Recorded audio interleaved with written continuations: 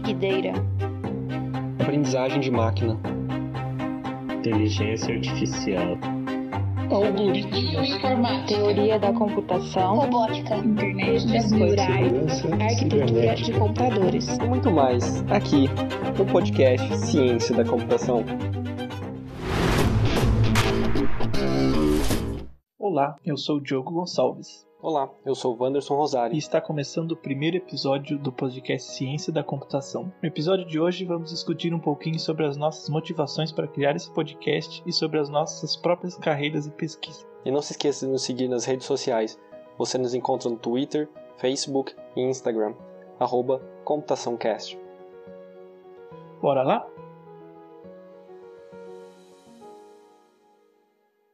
Segundo uma pesquisa de 2018 publicada na revista Science, 35% dos brasileiros não confiam na ciência e 23% dizem não ver os benefícios do trabalho produzido por cientistas. Em um ranking que mede o nível de confiança da população na ciência, dos 144 países considerados, o Brasil ficou na posição 111.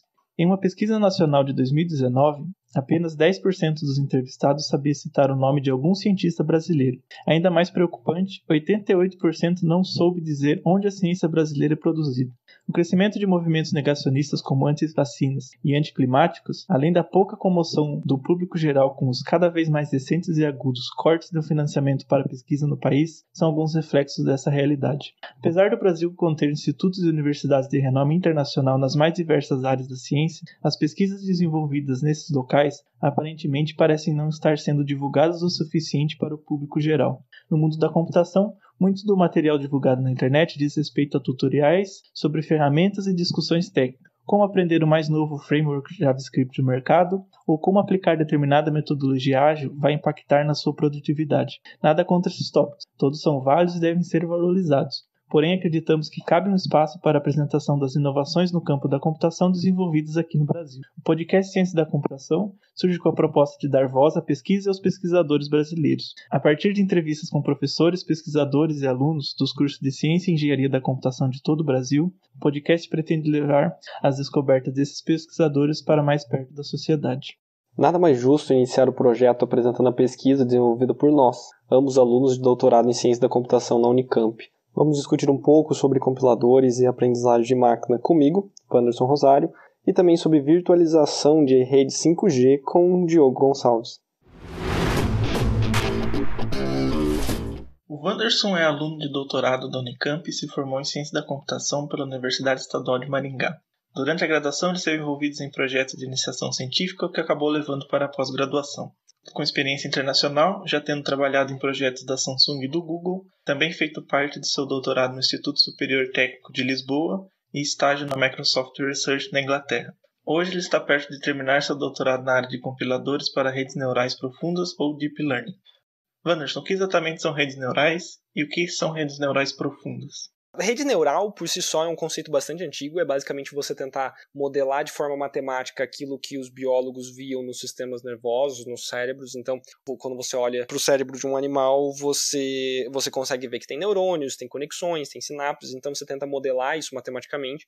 Inclusive foram biólogos em 1940 que começaram a trabalhar com isso. Então as pessoas pensaram em como isso, se a gente poderia colocar esses modelos num computador e fazer coisas úteis. Demorou muito tempo para a gente ter essas coisas funcionando e quando elas começaram a funcionar nos últimos anos, você teve um boom, porque se descobriu que quanto maiores essas redes e quanto mais profundas elas são, mais coisas interessantes você consegue fazer com elas. Então, basicamente, uma rede neural é um conjunto de neurônios, da mesma forma que nos animais. Você simula matematicamente todo esse comportamento que aconteceria no cérebro de um animal.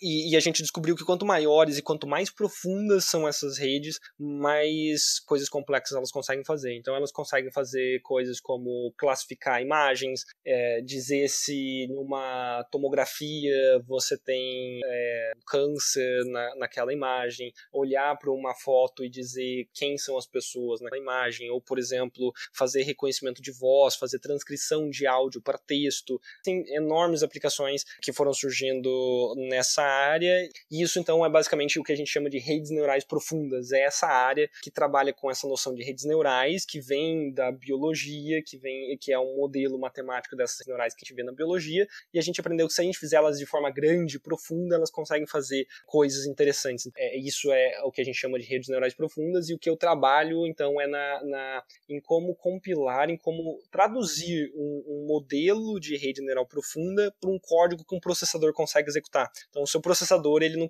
não sabe o que é uma rede neural profunda, então você tem que traduzir esse modelo matemático de uma rede neural profunda para um código que a sua placa de vídeo, que a sua GPU, que o seu processador consiga executar, e o compilador é quem faz isso, e o que eu trabalho especificamente é como fazer essa tradução de forma que o código gerado seja o mais eficiente possível, rode da forma mais rápida possível. Bacana. E como você vê essa área evoluindo no futuro, nos próximos, 10 ou 20 anos? A compilação de redes neurais profundas, ela tem duas coisas que vão definir os próximos 10 anos. A primeira é que a maior parte das empresas hoje estão investindo muito em gerar processadores, aceleradores especializados em aprendizagem de máquina e em redes neurais profundas. Então, a tendência é que nos próximos 10, 20 anos, da mesma forma que você tem uma placa de vídeo, os celulares, os computadores vão vir com uma placa de rede neural profunda, uma placa que vai acelerar a produção e treinamento de redes neurais profundas. E isso já está surgindo, a Google tem um acelerador desse, você tem a GraphCore, você tem diversas empresas correndo atrás de desenvolver os seus aceleradores de aprendizagem de máquina profunda. E isso tem um impacto muito grande na área de compiladores, porque o compilador gera código para alguma coisa, para algum dispositivo, para algum processador, para algum acelerador. Se esses aceleradores mudam, você tem um novo desafio de como gerar código para esse novo acelerador. A Microsoft está trabalhando junto com uma startup chamada GraphCore, que está desenvolvendo um acelerador para redes neurais profundas, e eles estão investindo bastante em fazer pesquisa em compiladores de como gerar bons códigos para esse novo chip que está surgindo dessa empresa GraphCore. E porque a Microsoft quer colocar esses aceleradores na infraestrutura de cloud deles, na infraestrutura de nuvem deles, que é a Azure. Então isso vai ser uma coisa que provavelmente vai definir e mudar bastante a área nos próximos 10, 20 anos, que você vai ter novos tipos de aceleradores surgindo e os compiladores precisam se adaptar e aprender a gerar bons códigos para esses aceleradores. Um segundo caminho que eu vejo é o seguinte: quando a gente está falando de deep learning para essas grandes empresas e para modelos cada vez maiores, você começa a falar sobre modelos que demoram meses e até anos para ser treinado. Se você está falando de uma coisa que vai demorar um ano para ser treinado, você otimizar o seu código por uma semana talvez valha a pena, porque se você gastar uma semana otimizando o seu código, você pode acabar ganhando um mês em ganho de desempenho do seu código. Então, o que vai acontecer é que os compiladores para Deep Learning, eles vão ter opções muito mais agressivas de tentar encontrar soluções ótimas para a geração do código. Então vão ser compiladores que vão poder demorar dias, semanas ou até meses gerando um código, para gerar um código mais eficiente possível, para que você consiga economizar 5 ou 10% do tempo de execução total, que numa rede que demora um ano para ser treinada, você está falando de meses, certo? Então, são esses dois grandes caminhos que eu vejo para os próximos anos, que é você tendo compiladores muito mais agressivos para Deep Learning, que demoram muito mais para compilar, porque você tem a oportunidade agora de gastar muito tempo compilando, porque suas aplicações demoram muito, e do outro lado, você tem novos hardwares surgindo, novos aceleradores de Deep Learning, e os compiladores precisam aprender a gerar código bom e eficiente para esses novos aceleradores. Então, são esses dois grandes desafios na área de compilação de Deep Learning para os próximos anos. Agora falando um pouco sobre a sua trajetória, quando começou seu interesse por computação? E quando você soube que queria fazer graduação em ciência da computação?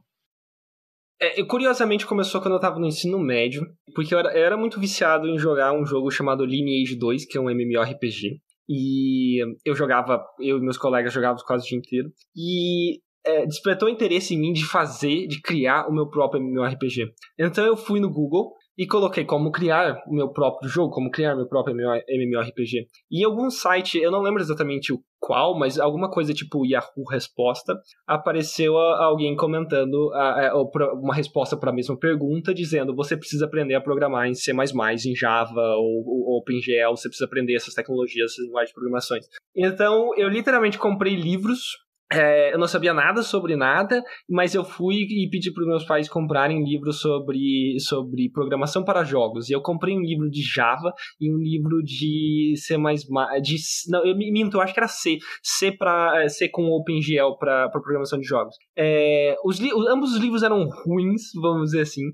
Foi bastante difícil aprender, mas eu comecei a aprender e a entender um pouco sobre programação, primeiro em C.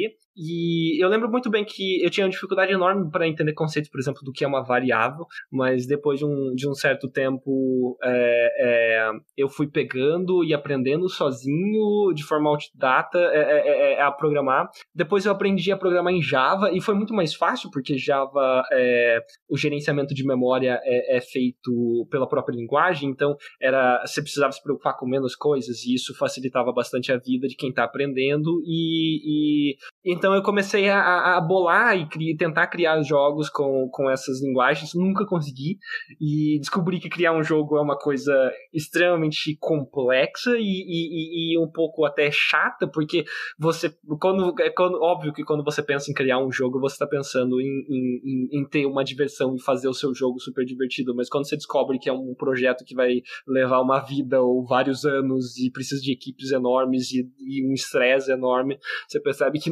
não era exatamente isso que você queria, mas ao mesmo tempo eu acabei me apaixonando por programação, por essas coisas, e isso tudo antes de entrar na graduação. Então ali no ensino médio já começou a ficar muito claro para mim que eu queria ir para ir fazer um curso na área de computação ou ciência da computação e queria trabalhar com isso. Quando você entrou na graduação de computação, quais áreas você acabou gostando mais? Foi mais fácil se identificar com alguma delas? Eu acabei gostando de muitas coisas, várias áreas, e talvez o mais fácil seria, na época, eu pensar das áreas que eu não gostava, que era um número mais reduzido, mas o que acabou acontecendo foi que tinha um professor na Universidade Estadual de Maringá, na UEM, onde eu fiz a graduação, o Anderson, e ele dava matérias de arquitetura de computadores, compiladores, que é basicamente o processo de desenvolver um processador e como você faz o projeto de um processador e como você faz esse tipo de coisa. E a disciplina dele era logo no segundo semestre do segundo ano, então ali no começo do curso, e quando eu comecei a fazer a disciplina dele, eu me dei muito bem, apesar dele ser um professor que os alunos temiam, porque era uma matéria difícil e ele pegava pesado e tudo mais, eu me dei muito bem. E eu já fazia parte de um projeto na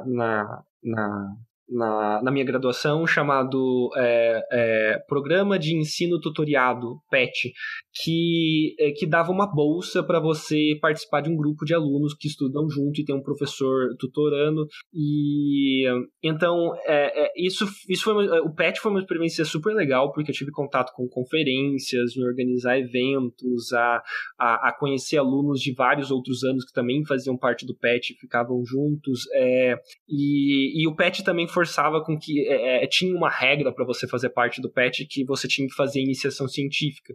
Então, logo que terminou meu primeiro ano, eu já comecei a fazer iniciação científica num projeto com um professor de educação física e um professor de engenharia mecânica, onde a gente pegava o Kinect, o Microsoft Kinect, para encontrar os pontos. O Kinect basicamente já faz isso automaticamente, ele encontra o esqueleto, vamos dizer assim, da pessoa que está na frente dele, e a gente calculava então onde era o centro de massa das várias partes do corpo humano para fazer um processo de biomecânica da marcha de uma pessoa. Então a pessoa ficava numa esteira marchando e a gente fazia análise de forma automática da marcha usando o Kinect. Esse foi minha primeira iniciação científica que eu fiz, porque esse projeto PET me incentivou a fazer isso. E daí quando eu entrei no curso de arquitetura e eu comecei a me dar bem, eu tinha acabado esse projeto, eu precisava de um projeto novo, e como eu fui muito bem no na disciplina, esse professor veio até mim e me convidou para fazer uma iniciação científica com ele. Então eu acabei me tornando próximo e acabei trabalhando o resto da graduação inteira com esse professor e como eu estava mais perto ali dessa área de arquitetura de computadores, de compiladores e geração de código, otimização, eu acabei tendendo mais para essa área e gostando mais dessa área. Então, a iniciação científica que você começou com seu professor foi nessa área? Curiosamente, a gente não trabalhava com arquitetura ou compiladores nesse projeto específico. Era um projeto muito bacana de monitoramento de dados como temperatura e ambiente de colmeias de abelha. Colmeias de abelha? Isso, colmeias de abelha. Para quem acha que a pesquisa só está dentro de uma sala, né, para mexer com o computador, tá aí a prova dos mais inusitados cenários que você pode se encontrar. Né? E qual era a ideia? A gente pegava um Raspberry Pi, então um computadorzinho pequenininho, cabe na mão. A gente foi até a fazenda experimental da Universidade Estadual de Maringá. A gente colocou, acho que, se eu não me engano, eram 12. A gente colocou 12 Raspberry Pis em diferentes colmeias, né? E com sensores monitorando a temperatura e a umidade. E era muito bacana, porque você tinha que ir para o campus, você tinha que ir para outra, era em outra cidade, então a gente tinha que ir para outra cidade com esse professor. E daí você tinha que colocar aquelas roupas de quem cultiva abelhas, e as abelhas eram uma espécies de abelhas que vieram da África e cruzaram com abelhas europeias, e elas são um pouco mais agressivas, então eram abelhas que faziam aquelas coisas de filme, de criar enxame no ar e vir correndo atrás de você, sabe, aquele bolo de abelha vindo atrás de você, e a gente levava um monte de ferroada, e você tinha que soldar coisas, a gente ficava soldando coisas ali no meio daquele monte de abelha, enquanto o técnico da fazenda ficava jogando fumaça quente para deixar as abelhas onzas, e daí você ficava respirando aquele ar quente, aquele fumaceira, um monte de abelha picando sua mão e você tendo que soldar. Foi um projeto muito divertido, no sentido que eu aprendi um monte de coisa, e era bem prático, era bem diferente da minha vivência e do que era a parte teórica que eu estava tendo na graduação. Então era uma forma de fazer coisas bastante diferentes enquanto eu estava no curso, e você tinha cenas hilárias, como por exemplo, esse meu orientador, eu não sei exatamente porquê, provavelmente por causa do perfume ou desodorante, as abelhas cismavam com ele, muito com ele. Então a gente ia, e o meu orientador ficava de longe, e a gente que ia lá soldar. Mas as abelhas iam atrás dele, e quando a gente olhava, o meu orientador estava correndo, então você estava no meio de uma floresta, que o apiário era meio que dentro de uma pequena floresta, você vê no horizonte o seu orientador, igual em filmes, correndo, e aquele enxame de abelha indo atrás dele, e o seu orientador gritando e correndo, sabe? Então era super divertido, era super diferente, e isso fazia com que você se motivasse bastante.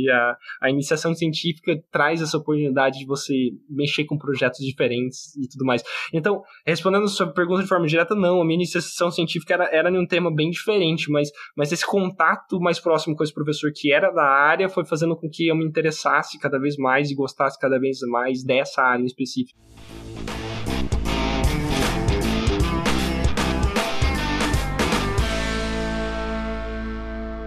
E agora é a minha vez de entrevistar o Diogo Gonçalves, que também é cientista da computação pela Universidade Tecnológica Federal do Paraná. Atualmente está fazendo seu doutorado também em ciência da computação na Unicamp, com estágio de pesquisa na Universidade de Waterloo, no Canadá. Sua área de pesquisa atualmente está focada em mecanismos de confiabilidade para redes 5G, mas também possui experiência na pesquisa das áreas de migração de dados em computação em nuvem e névoa, e escalabilidade de protocolos de roteamento para redes de malhas sem fio. Diogo, como você foi começar a fazer pesquisa na área de redes de computadores? A minha pesquisa mais para a área de redes foi, não vou dizer que foi muito por um acaso, mas também não era algo que estava nos meus planos trabalhar para a área de redes. Logo no meu segundo ano da graduação, eu tive um professor de estrutura de dados, que eu fiz a matéria dele, gostei muito, eu sempre gostei dessa... Foi com ele que eu aprendi a amar programar e estrutura, essa parte de olhar a complexidade dos algoritmos. Então eu gostei muito da matéria, o professor também gostou de mim, então ele me convidou para fazer a iniciação científica com ele. Só que ele não era só da área de complexidade de algoritmo, da área teórica. Ele era professor de redes mesmo, de fato, só que aplicava esses algoritmos na área de redes. Então eu fui fazer iniciação científica com ele logo no começo do segundo ano e com ele eu fiquei até o final do meu TCC. Foi uma aprendizagem muito grande, eu gostei muito de fazer pesquisa com ele. Saulo, professor lá da minha universidade.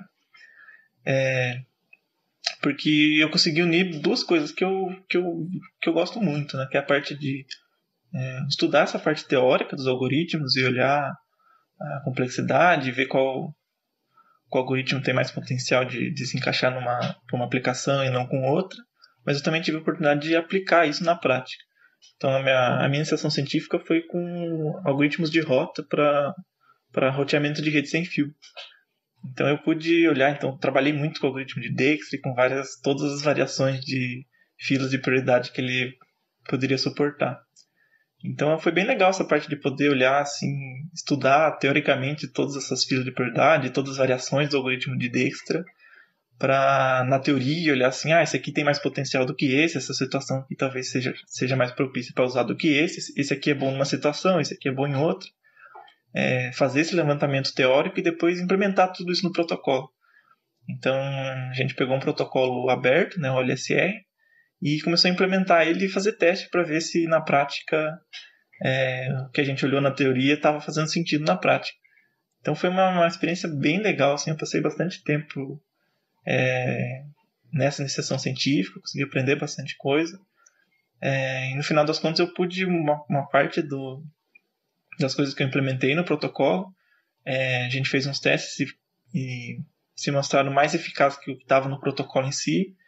A gente submeteu para o pessoal que toma conta desse protocolo e eles aceitaram as minhas sugestões. Então é bem legal pensar que hoje tem uma parte do código meu rodando por aí de verdade em muitos roteadores. Então deu para aprender bastante coisa com essa iniciação, com essa pesquisa que eu tive. Nossa, que legal. Então, foi bem natural ir para pós-graduação pesquisando redes também, imagino, né? Foi bem natural eu continuar estudando isso, escolher alguma coisa na pós-graduação. A minha universidade, na época que eu me formei, não tinha um curso de mestrado ainda, então... e uma das professoras também, que além do professor Saulo, que eu tive a iniciação, eu também gostava muito da professora Sheila, também foi minha co-orientadora, e ela se formou fez graduação, mestrado e doutorado na Unicamp, então foi bem natural ela me recomendar que eu fosse para lá. Então fui para a Unicamp e dei continuidade na minha pesquisa, só que mais com o professor Edmundo, só que agora com a área de cloud e fog, como que eu poderia gerenciar esses recursos remotos para dispositivos de internet das coisas. Então esses dispositivos poderiam enviar as coisas para a rede e a rede processava e devolvia tudo que fosse um processamento muito grande, mandava para a rede para a cloud e para a Neva, e ela devolvia o resultado desse processamento para ele. Então eu estudei muito qual era o impacto disso quando esse dispositivo acaba se movimentando pelo mapa. Então um veículo, um smartwatch ou alguma coisa em bicicleta, qualquer dispositivo IoT que acabasse tendo algum tipo de mobilidade, qual era o impacto dessa mobilidade na rede, se ainda assim, se era o quão prejudicial era a rede, qual malabarismo a rede tinha que fazer para otimizar as coisas para esse tipo de usuário. Quando eu entrei para o meu doutorado, a ideia inicial era continuar mais ou menos nessa linha. Só que logo no começo do meu doutorado, no segundo semestre, eu ganhei uma bolsa para fazer um estágio de pesquisa na Universidade de Waterloo. E quando eu cheguei lá, eu já tinha um pouco de contato com o professor, meu orientador já tinha mais contato com o professor de lá. E a gente acabou mudando um pouco o foco da minha pesquisa, de deixar um pouco ser de cloud e passar a ser mais para a área de 5G. Então, da área de 5G, a gente começou a olhar quais tópicos a gente poderia explorar, e um deles foi essa virtualização de rede, que já não é tanto um conceito muito novo, mas algumas áreas, essa área de pesquisa de virtualização de rede estava avançando muito rápido, então seria era um tópico bem quente para a gente poder explorar e ter resultados mais mais significativos e mais relevantes mais rápido. Então a gente acabou mudando. A virtualização de rede é uma coisa que já não é tão velha, não é muito nova, mas ainda tem muita área para ser explorada ainda. A virtualização, basicamente, tentando fazer uma analogia com o que a gente tem, antigamente o computador era muito restrito ao hardware e ao software que ele tinha. E depois de um tempo foi vendo que daria para se implementar mais de um sistema, digamos assim, usando o mesmo hardware, que você tivesse uma camada de abstração por cima. Então hoje você consegue, no mesmo seu próprio computador, você consegue instalar quantos sistemas operacionais você quer em cima da mesma máquina. Então quando você vai formatar, você vai colocar eu quero metade do meu computador vai estar dedicado para colocar um Windows, outra metade vai ter para o Linux. Se você quiser colocar mais algum item com Linux, eu posso colocar quantas máquinas eu quiser. Só que eu vou repartir meu HD, por exemplo, eu vou repartir em pedaços iguais ou pedaços como eu vou querer, ou da maneira que eu vou querer fazer para cada sistema operacional.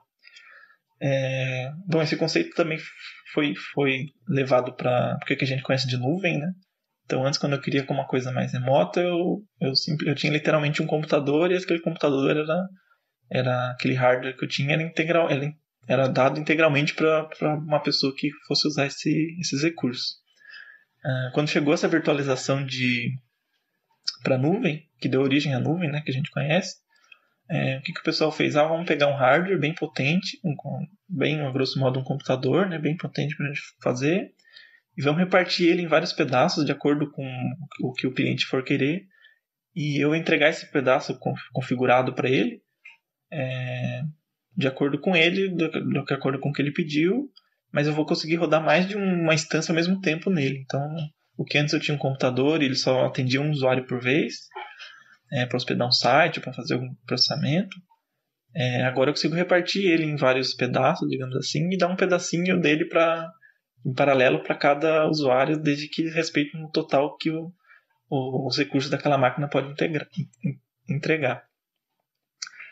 Então o pessoal dava 10% do processamento para um usuário, 10% para outro, 20% para outro, a mesma coisa com a memória RAM, a mesma coisa com o armazenamento, a mesma coisa com o link que eu tinha para fazer. Então, para quem acessava de fora, era um computador completo, mas com a parte que ele recebia era uma fração dele, mas era uma fração completa de cada um dos componentes que aquele computador tinha. Então, RAM, processamento, memória de armazenamento, rede. Só que, na verdade, era um hardware mais potente que era dividido em vários pedaços virtuais dele para fazer. Então não demorou muito para o pessoal de redes perceber que esse conceito também podia ser aplicado na parte de não da parte da cloud, mas sim na como que eu gerenciaria a rede como um todo. Então o que acontecia antes, eu tinha um dispositivo, né, um hardware dedicado para funcionar como se fosse um roteador. Então eu tinha um hardware que vai funcionar exclusivamente para isso. Eu tinha um outro hardware que vai funcionar especificamente como firewall. Aí eu vou ter um outro hardware que vai fazer outro controle de DNS e de todas as outras coisas que eu vou poder fazer, as outras operações. Tudo que envolve a parte de rede, na parte por trás dos panos, digamos assim, da rede. Muitas vezes eu tinha um hardware específico para isso. O pessoal percebeu que poderia também fazer esse tipo de controle na rede. Então, em vez de eu ter um hardware dedicado para isso, vamos virtualizar esses recursos, né, que seria no sentido de eu poder manipular eles virtualmente e quebrar ele em vários pedaços para poder entregar para grupos específicos de usuários a demanda que ele vai precisar. Então, no mesmo caso da cloud, que vai ter cliente que vai querer uma demanda muito maior de processamento do que de memória RAM, então eu posso configurar uma máquina virtual na cloud. Eu posso configurar uma máquina virtual com muito processamento e pouca memória RAM e pouco armazenamento e entregar para aquele usuário porque a demanda dele é essa. E eu vou ter outro grupo de usuários que ele não precisa de tanto processamento, mas ele precisa de um armazenamento muito grande. Ele não precisa processar muita coisa, mas ele armazena muito vídeo, por exemplo. Então eu vou entregar uma máquina virtual para ele com esse tipo de característica. E para a rede aconteceu a mesma coisa. Então eu quero configurar talvez uma rede Em vez de eu ter uma rede física dedicada para todo mundo, eu vou ter essa rede genérica e eu vou entregar uma rede virtual para ele com as características que ele quer. Então, se eu tiver um grupo de usuários que eu vou querer configurar a rede, esse aqui ele precisa de uma latência muito baixa, mas o consumo dele de largura de banda talvez não seja muito grande, ou ele não precisa ter muitos passos de segurança, por exemplo. Eu só quero ter um jogo online e eu quero que ele tenha a menor latência possível. Eu posso reconfigurar uma rede para ele, em vez de ele disputar essa rede genérica, eu vou ter uma rede específica para ele, que vai entregar esse requisito que ele está precisando de latência, por exemplo. Eu tenho uma rede que eu vou dedicar para consumo de vídeo, por exemplo. Então não vai precisar de uma latência tão baixa, porque não tem essa necessidade, mas uma largura de banda precisa ser muito grande. Então, se eu perceber que tem um grupo de usuários ali que precisam desse tipo de configuração, eu vou montar uma rede dinamicamente, e essa é a parte mais interessante que eu consigo ver dessa proposta, é que eu consigo alterar a rede sem precisar mexer no hardware dela. O hardware vai ser sempre o mesmo, só que eu consigo manipular essa rede virtual de acordo com a necessidade que eu vejo dos usuários que estão acessando nela. Então, se na hora do almoço tem muita gente olhando Netflix, por exemplo, eu consigo aumentar essa largura de banda que eu consigo nessa rede dinamicamente. Então, foi em cima desse conceito que eu comecei a trabalhar. Esse conceito de virtualização surgiu um pouco antes, e depois surgiu essa parte de criar essa rede inteira virtualizada sob demanda, que é o conceito de slice, que é o fatiamento. Posso traduzir, seria o fatiamento de rede. Então, eu tenho essa rede grande, eu consigo tirar uma fatia dela de acordo com o meu gosto que eu quiser. Então, se eu quiser mais largura de banda, ela vai ser de um jeito. Se eu quiser colocar mais camadas de segurança, por exemplo, proteção, eu consigo configurá-la de outro jeito. Então, a partir dessa função, a gente consegue, dessa manipulação da rede, a gente consegue ter uma flexibilidade muito grande sobre como a rede vai funcionar. Eu consigo ter várias redes bem distintas, mas rodando em cima do mesmo hardware. Então, é uma coisa bem interessante a minha parte de pesquisa, mais especificamente. Chega em como que eu vou manipular essas fatias de rede para atender esses usuários dinamicamente. Então, como que eu aumento ou diminuo essa função, essas características da rede, e como que eu vou, mais especificamente ainda na minha parte, é como que eu aumento a confiabilidade dessa rede. Então, eu ficar manipulando isso ou ficar gerando muitas coisas, né, mudando ela muito, tem que tomar um pouco de cuidado para isso não acabar refletindo no usuário, né? Aquela história de ficar mexendo muito nas coisas acaba podendo gerar muito erro. Por código, por exemplo, né? Se você mexe uma linha de código, acaba podendo dar problema. Então, na rede também acaba tendo esse problema de ficar manipulando tanto.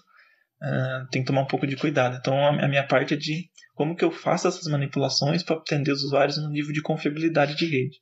Então, como que eu sei que o meu usuário vai se conectar nessa rede e vai acessar, por exemplo, a rede 5G, que é o meu caso? Como que eu sei que ele vai ter uma conexão estável? Se eu prometer para ele, se eu quero uma latência muito baixa, eu vou entregar isso o tempo todo para ele, eu não vou ter não vou ter uma variação de rede, por exemplo.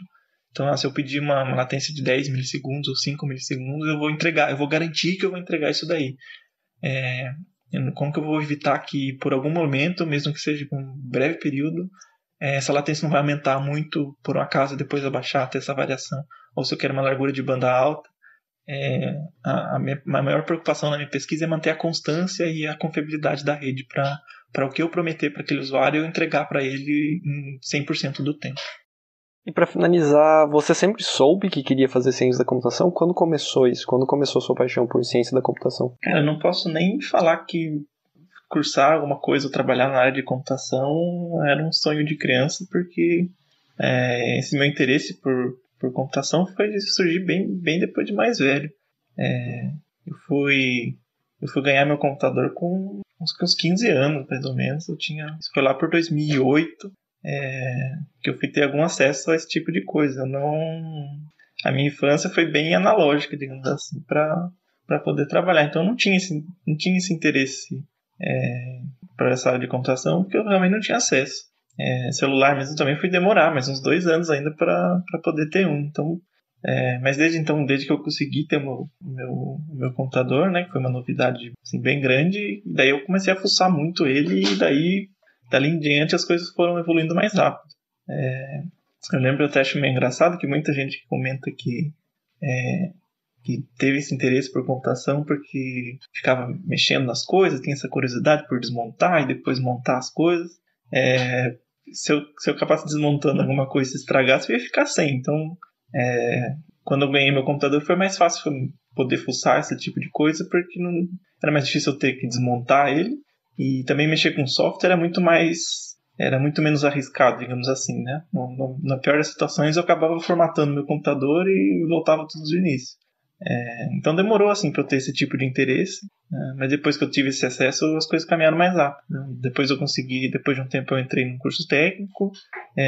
Bom, já ganhei meu computador já no ensino médio, então dali para frente, quando eu terminei meu ensino, também já foi bem próximo para começar a minha faculdade de graduação, minha graduação em computação. Então o interesse demorou um pouco, mas depois que apareceu isso, caminhou bem mais rápido. Depois eu entrei na graduação, já me apaixonei por essa área, eu gostava de tudo, tirando um pouco da matemática do começo, mas nas matérias de computação eu gosto de quase todas, então foi bem fácil me apaixonar pela área e depois querer não parar de estudar. Já me dei um mestrado, depois um doutorado, um atrás do outro. E assim, chegamos no final do nosso primeiro episódio. Muito obrigado por ter nos ouvido. E não se esqueça de nos seguir nas redes sociais. Estamos no Instagram, no Facebook e no Twitter, @ComputaçãoCast. Até o próximo episódio.